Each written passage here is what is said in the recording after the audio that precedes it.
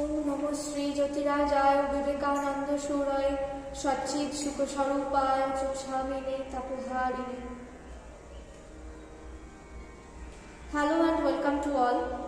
I am Shayani Mukherjee, a member of Shanta Ramakrishna Vivekananda Welfare Society. Today I will be delivering a small speech on Swami Vivekananda for his 168th birth anniversary. I started my speech by bowing at the feet of Swamiji, Ma Sharada and Ramakrishna Paramahamsa Dev.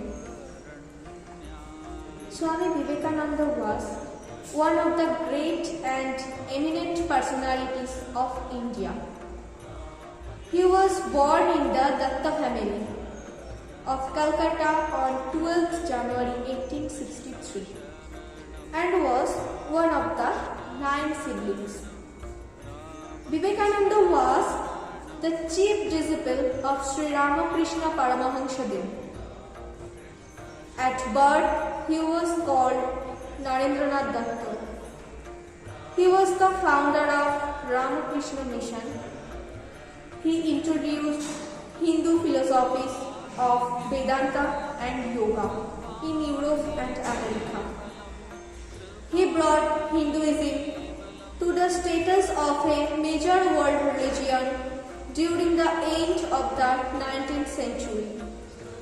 Vivekananda is considered to be a major force in the revival of Hinduism in modern India.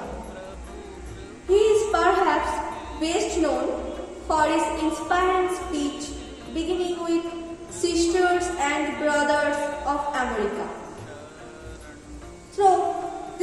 He introduced religions at Chicago in 1893.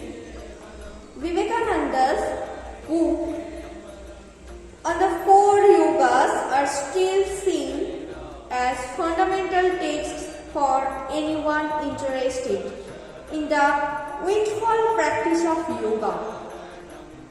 His letters are of great literary and spiritual spirit. He was also considered a very good singer and a good poet. By the time of his death, he had composed many songs, including his favorite song, Kali the Mother. He used humor for his teachings and was also an excellent cook. His language is very free-flowing. These all works were compiled to from 9-volume set, the complete works of Swami Vivekananda. A book titles Selections from the Complete Works of Swami Vivekananda is also very popular, knowledgeable and inspiring.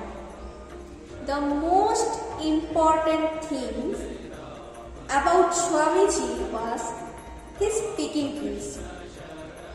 His witty and interactive speech, that too in a bold voice, attracted millions miles away. Only through his such smart yet simple speech, he reached so many hearts of so many religions. Honesty and humanity in his speech touched the hearts of even the colonial rulers. He spoke about ancient Hinduism in the World Parliament of Religions with great confidence and each and everyone.